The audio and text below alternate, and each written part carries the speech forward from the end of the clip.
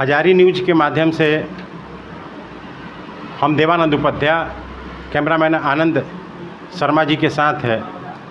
हम भारतीय जनता पार्टी एवं सेवा भारती के शाहाबाद के अत्यंत लोकप्रिय व्यक्तित्व के अपना कृतित्व से धनी श्री सूर्यभान सिंह जी के आवास पर आइल बनी जा। यहाँ के व्यस्तता में हमनी के थोड़ा सा समय निकाल के हमनी खातिर देनी एक खातिर बहुत बड़े हृदय से आभार बा। जितना भी हमारे सब्सक्राइबर्स और व्यूवर्स बढ़े सबके तरफ से रवा के हार्दिक वंदन अभिनंदन बा। प्रणाम रहो के बहुत बहुत धन्यवाद। चैनल के माध्यम से भोजपुर के सभी लोगों का हमारा प्रणाम बा और आवे वाला धनतेरस दीपावली की हार्दिक शुभकामना सबके। रवा लेखा व्यक्तित्व जे एक समाज सेवा शब्द कहीं ना कहीं मैंने मजाक के विषय बन गए रहे, तो लोग ताना मारत रहे, लेकिन वो मैंने वो एगो फीका एगो मंच के विषय रहे, माइक के विषय रहे, मोबाइल के विषय रहे। ओकरा के रवा एगो अलग कहीं ना कहीं अमृतत्व किरदार प्रदान कैनी अपना जौन सेवा जौन सहज भाव से रवा। जब तक देखिए सेवा रवा संस्कृति में बा, सेवा रवा प्रकृति में बा, सेवा रवा प्रवृत्ति में बा। जन्नी रवा लेखा व्यक्ति समाज में बड़े दुर्लभ व्यक्ति बनी रवा अपना समाज खातिर। अब रवा लेखा का सोचता है कि जौन भी राजनीतिक दल से रवा जुड़ल बनी ओकर शीर्ष लोग के का सोच बा, का लोग करता हुई, तो वो लोग के भाई सोच बा हमनी के नहीं कि बहुत बड़ा वो लोग ऊपर खोपड़ी के आदमी बा। लेकिन रवा लेखा कहीं ना कहीं जनता जनार्दन में जौन राउर छवि बा वो कहीं ना कहीं एक असली जौन सेवक होला वो बेटा के नेता के छवि नहीं खेराओ, तो बेटा के छवि बा, सेवक के छवि बा। तो ऐसा व्यक्ति के मैंने साथ में एगो साक्षात्कार करना भी एगो गर्व के विषय बा। हजारी न्यूज़ रवा से कहीं ना कहीं साक्षात्कार करके अपना के गौरवान्वित महसूस करता। अभी तत्काल में जो काम चल रहा बा सूर्यभान जी, जैसे जौन के चुनाव के दौर बा, हुए चुनाव चल रहा बाटे, तरारी विधानसभा में उपचुनाव हो रहा बा, ओकरा में रवा सक्रिय बनी वजह के वास्तविक स्थिति के बारे में। बाबा रहो के प्रणाम भी बा। सबसे पहले तरवा कहनी है कि सेवा शब्द राजनीति के मतलब सेवा ही राजनीति है। तो हर व्यक्ति के सेवा करे चाहिए। धर्मशास्त्र के अनुसार भी सेवा परमो धर्म के हिसाब से मानल जाला और इस सेवा के माध्यम से गांव, घर, परिवार, गांव, जवार, जिला जो सम्मान देता उसे एक उत्साह हमनी के मिलेला। वो चलते सेवा भी करेगा बा और सेवा ही राजनीति बा। भारतीय जनता पार्टी के संकल्प पत्र में भी बा कि सेवा ही करो। जैसे कोरोना काल में भी देखनी कि भारतीय जनता पार्टी के कार्यकर्ता ही सेवा के रूप में रोड पर निकल रहे हैं। ऐसे राजनीतिक व्यक्ति के पहले सेवा कार्य सुचारू ढंग से करे के अपन सम्मान, मर्यादा, इज्जत और मर्यादित तौर पर रह के इस और रउआ सबके स्नेह, प्यार, आशीर्वाद रहल जरा माध्यम से सेवा आज तक निरंतर चल रहा बा। ये प्रभु भोलेनाथ माता विंध्यवासिनी के असीम कृपा कहाई। दूसरी बात रहा कि भोजपुर जिला अंतर्गत तरारी विधानसभा के उपचुनाव, तो ये उपचुनाव से सरकार पर या देश पर या राज्य पर कोनो विशेष असर पड़े वाला नहीं है। लेकिन ये उपचुनाव एक रिहर्सल बा 2025 के, सेमीफाइनल बा 2025 के, और जनता में एक मैसेज दी कि मोदी जी के नेतृत्व में जो काम होता या बिहार सरकार में नीतीश जी के नेतृत्व में जो काम होता ओकरा परिणाम स्वरूप ये सीट तमाले के रहल। अभी 4 सीट पर चुनाव होता, सभी सीटों पर दूसरे दल के रहल, इंडिया गठबंधन के रहल। तो कितना लोगन के रुझान बन के ब्यूरो या तरारी विधानसभा विगत एक सप्ताह से जाना आना चलता कि छोटे छोटे पर पंचायत में घूमत नहीं जा। वहाँ की जनता के रुझान भारतीय जनता पार्टी के तरफ उत्साह से बा। एक कारण भी बा कि जो प्रत्याशी बानी सुनील पांडे जी के सुपुत्र सुशील पांडे, विशाल प्रशांत, दोनों नाम उनके प्रति यंग लड़कन में, नवयुवकन में बड़ी उत्साह बा। मतलब ना चाचा तो बाबूजी करते रहे वहाँ के, इहो हमने खाते बहुत बढ़िया बा। तो लड़कन यंग लड़कन में भी उत्साह बा। सुनील पांडे आज से 10 वर्ष पहले जब वहाँ विधायक रही, कोनो गांव में जाए तो सुनील पांडे के ही एक नली हो, रास्ता हो, रोड हो, सड़क हो या कहीं भी बोर्ड लौकता तो मात्र सुनील पांडे के द्वारा। विगत 10 वर्ष में जब माले से सुदामा प्रसाद रही, कहीं ऐसा बोर्ड, रास्ता या विकास के कहीं नहीं थे लौकत। अब भारतीय जनता पार्टी के केंद्र में सरकार बनला से 2005 से लेकर 20 तक, अभी 24 तक नीतीश जी के सरकार में एनडीए के गठ सरकार बा, बीच में थोड़ा दिन के लिए नहीं बा, वो हिसाब से चारों तरफ से सड़क और स्वास्थ्य के विषय में या सब विषय में सौंदर्यीकरण आ गया एक देश में। एक फायदा हमने के भारतीय जनता पार्टी और सुशील के मिली। इससे बड़े पैमाने में जीत हासिल हो गए के आशा ही ना यकीनन हम कह सकते नहीं अच्छा जीत हुई। जी, कहीं मतलब बा कि जैसे रवा उया गइल बनी उया घूमत तनी वो विधानसभा में उजा जौन जातीय समीकरण बा वो का बा, कौन जाति के जौन ये फैक्टर का कि बिहार में जाति फैक्टर सबसे मस्ट बा। अब रावा लेखा व्यक्ति के अलग छोड़ दी कि रावा ना राउर पिछड़ा में विरोध बा, ना और अति पिछड़ा में बा, ना और दलित में बा, ना और ब्राह्मण अपना जात में रावा जितना लोकप्रिय नहीं है दूसरा से बेसी दूसरा जाति में लोकप्रिय बा, दूसरा जाति में प्रसिद्ध बानी, दूसरा जाति में रावा के चाहे वाला लोग ज़्यादा बा। तो कहे के अर्थ ई बा कि ओजा जातीय समीकरण का बनता कि का होता, जैसे इनका हट गया से सुदामा प्रसाद के हट गया से ओजा के जातीय समीकरण स्थिति का बा। देखिए, जातीय समीकरण सुदामा जी जीत गई नहीं, कारण जीतल तो नहीं चाहते रहे, जीते लायक हो जाए जातीय समीकरण या हो जाए कि वोटर्स नहीं खान कि माले जीते के कारण रहे कि 2015 में जब चुनाव लड़े तो एक प्रत्याशी भूमिहार जाति से ही अखिलेश सिंह जी रहीं जो वोट बट गई। 1920 में जब चुनाव भेल तब भारतीय जनता पार्टी के प्रत्याशी कौशल विद्यार्थी से रहीं, तो वोट जो भारतीय जनता पार्टी के जो वोट आवे के बा वो बंटवारा हो गई। 14,000 वोट पहले रही भारतीय जनता पार्टी के प्रत्याशी और 8,000 से सुनील पांडे जी के हार भेल। अखिलेश पांडे 2015 में 198-92 इतने वोट से 200 से नीचे वोट से हार भे रहे, तो दुर्भाग्यवश हार रही।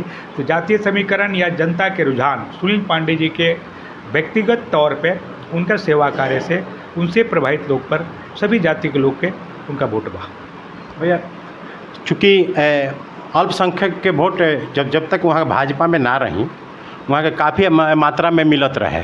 अब की बार जो भारतीय जनता पार्टी में वहाँ के आयल बानी पुत्र वहाँ के चुनाव लड़ता रहे, अल्पसंख्यक वोट के रुझान का बा ये उनका मिली जो उनका पर्सनली वोट मिलत रहे, वो पर्सनल व्यक्तित्व तौर पे उनका हर जाति के वोट बा।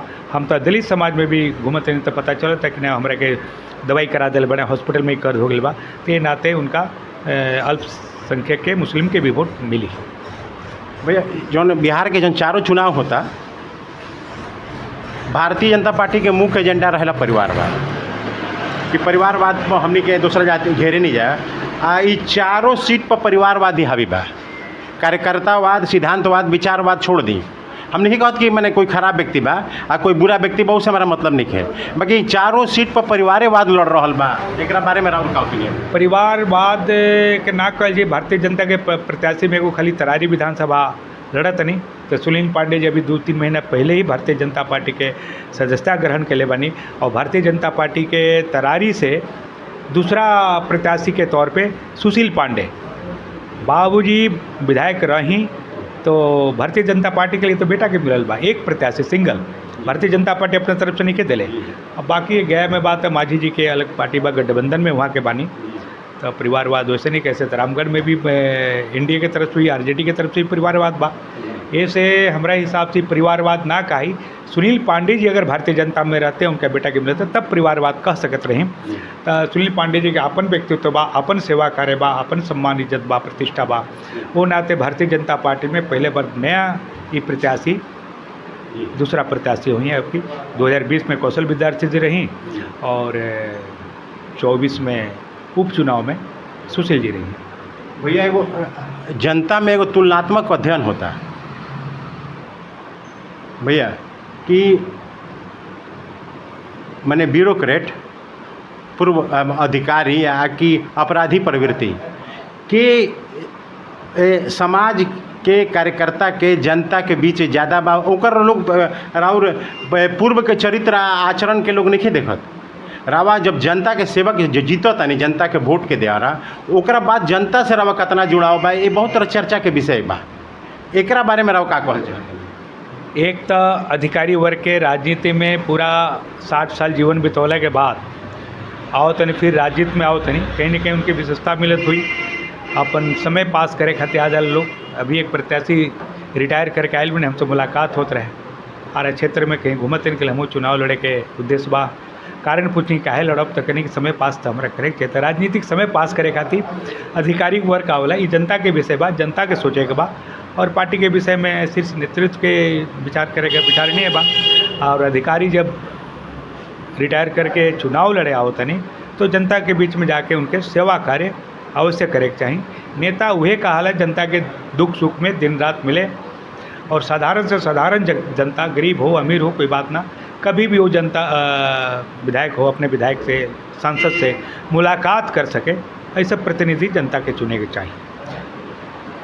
भैया एगो प्रश्न बा, बहुत लोग जे भी रवा से जुड़ल बा चाहे जनता जानना चाहता कि रवा दीपावली मनाइला रांची में, छठ मनाइला बंगाल में, मेला मनाइला बिहार में, रवा इतना कर कैसे लीला सब गए सब काम करते हुए मैंने 8-10 दिन के अंदर सब जगह वो असर से वो मैंने सक्रियता से वो लगाव जुड़ाव प्रभाव से रवा कैसे कर पाइला?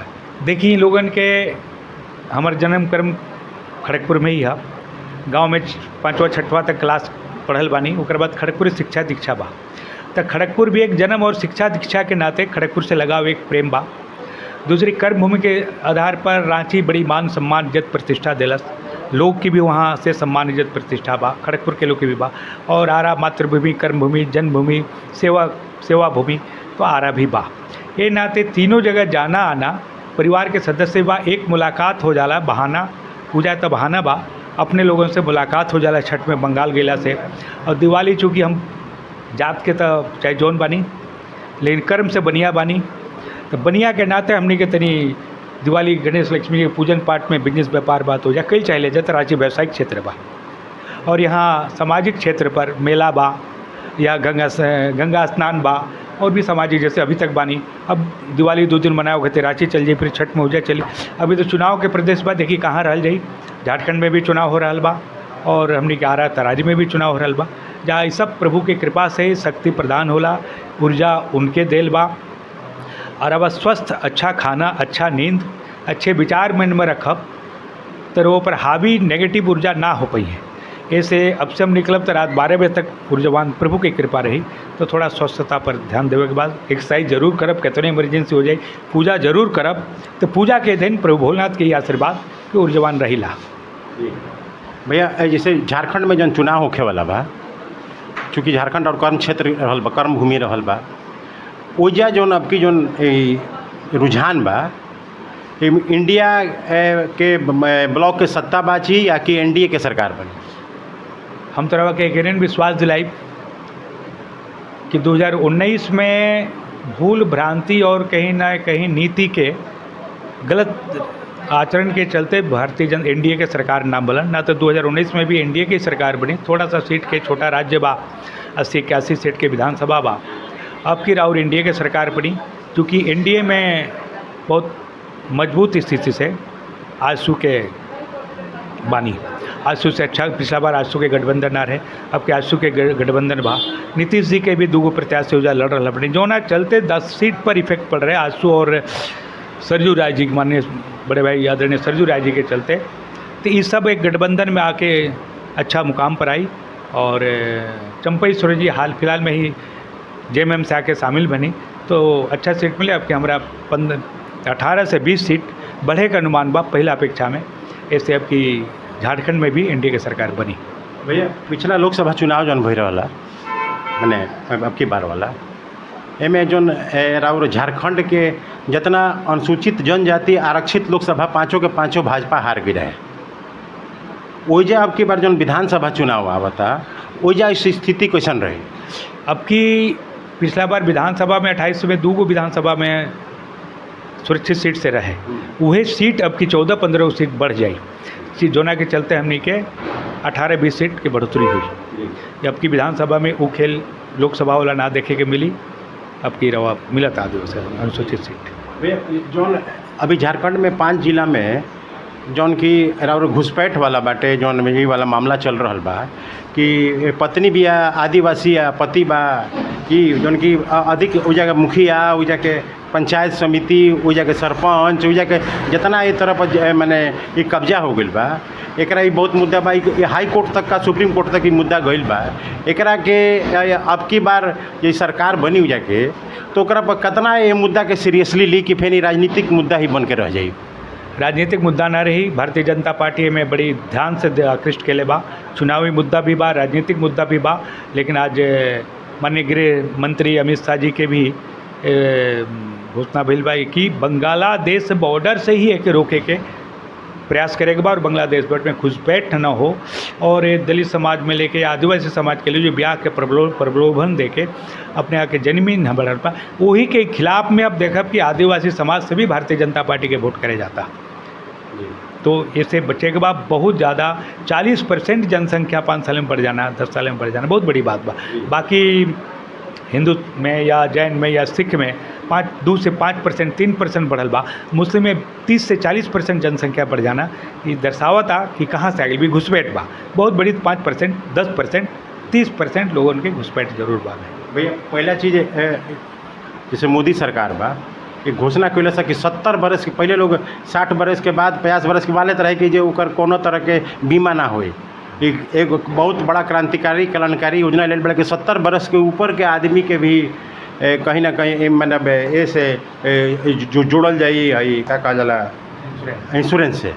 लेकिन करा के ये तो बहुत क्रांतिकारी कदम बा, एकरा बारे में रह रहा है एक पर विशेष राय ना रही। 60 साल रिटायरमेंट के बाद बंद रहे, चूँकि पहले से सरकार के व्यवस्था या इंश्योरेंस के कंपनी के सोच रहे कि 60 साल के बाद लोग रिटायरमेंट घर आ जाते रहे तो कहाँ से प्रीमियम जमा दिए हैं ये ना रहे। अब वो सर्विस में कम रह के प्रीमियम के आधार ना व्यवसायी वर्ग में जितना बनी तो व्यवसाय के लोगों के 80 साल जब तक जीते तब तक व्यापारी बने तब तक उनके इनकम के स्रोत बा, इसलिए प्रीमियम जमा कर पाए हैं। यही आधार पर भी अच्छा पहल बा, अच्छा कदम बा। हमें जैसे माध्यम से प्रधानमंत्री जी के बहुत धन्यवाद और आभार व्यक्त करते हैं कि अच्छा सोच बा। आज घोषणा भइला कि रवा जनगणना 25 से चालू हुई जो राष्ट्रीय जनगणना जन बाटे केंद्रीय जनगणना जो हम भारत वर्ष की जनगणना उनके 21 में शुरू होके के रहे वो और 25 में शुरू होके वाला बा ओकरा बारे में राउर राय। केंद्रीय जनगणना के 25 शुरू में विशेष जनगणना है मैंने शुरू भइल अच्छा कदम बा कि नहीं। भारत के जनसंख्या कितना बाद लिंगानुपात जातीय अनुपात ना लिंगानुपात महिला कितना बड़ी पुरुष कितना बड़े कोना राज्य के कितना जन ये तो चाहिए कि हमरा कितने परिवार में सदस्य बा ये जानकारी तो होके के चाहिए। लेकिन जातिगत जनगणना अच्छा ना रही तो बिहार में जनगणना होके के चाहिए होला ये प्रत्येक 10 वर्ष होला ये जनगणना होके चाहिए। वही आधार पर बहुत कुछ सोचे के पड़े कि का करे के बा कैसन तरक्की कल जाए कैसन राज्य में कैसन देश में विकास कल जाओ जो ना चलते हमारी जनसंख्या में बेकारी संख्या का समाधान हो। युवा वर्ग में कितना बढ़े बुजुर्ग में कितना बढ़े महिला ये आधार पर जनसंख्या होकर अच्छा बा। अभी सब संगठन पर्व चल रहा बा सदस्यता वाला ओकर स्थिति का बाटे भोजपुर में नहीं पूरे भारत में संगठन भारतीय जनता पार्टी बड़ी पार्टी के रूप में संगठन पूरे विश्व में रहे। पिछला बार 18 करोड़ पिछला बार है। अभी भी तकरीबन हमने के देश में पहुँचे के कगार पर बा और हम भोजपुर के विशेष बताए 1 लाख पार हो चुकल बा। प्राथमिक सदस्य भारतीय जनता पार्टी के 1 लाख यो अपने संख्या में काफ़ी बा। अब स्थायी संख्या जो सदस्य होला एक भी काम शुरू हो जाए। भैया ये बा कि रवा बिहार और झारखंड दोनों जगह उपचुनाव में रवा सक्रियता से लागल बनी। ईश्वर से कामना बा कि रवा जौन परिश्रम बा अपना संसाधन और श्रम से जौन रवा लागल बनी रवा कहीं ना कहीं जे भी राउर उम्मीदवार बा वो रवा या सफलता मिलो वो या विजय होखो। बाकी एगो आरू जन भावना बा बड़ाहरा विधानसभा से ले भोजपुर के लोकसभा तक एक जगह जनता कहीं ना कहीं कि मैंने कलप रहल बा कि एगो सूर्यभान सिंह लेखा व्यक्ति के कब मौका मिली कब ई आई कि वो आदमी मैंने ये जे रावा लेखा आदमी उनकर प्रतिनिधित्व करी। ये जनता बहुत हमने की जनता में समाज में रहे के बाद चर्चा के विषय बा हर एक चट्टी चौराहा पर तो हम ईश्वर से हजारी न्यूज़ के सब्सक्राइबर्स व्यूवर्स के माध्यम से जितना भी बढ़ा रहा या आ रहा के जितना लोग बा ये सब कोई के जन भावना के कदर करते हुए ईश्वर से प्रार्थना याचना करत तनी कि रवा 25 में उम्मीदवार बनी, जनता के सेवा करी आ रवा मने एगो समाज में जो रवा लंबा लकीर खींचले बनी ओकरा के आरू लंबा खींच करके एगो आदर्श स्थापित करी। हजारी न्यूज़ के सब्सक्राइबर्स व्यूवर्स की तरफ से रवा के बहुत बहुत धन्यवाद। बहुत धन्यवाद बाबा। ओके।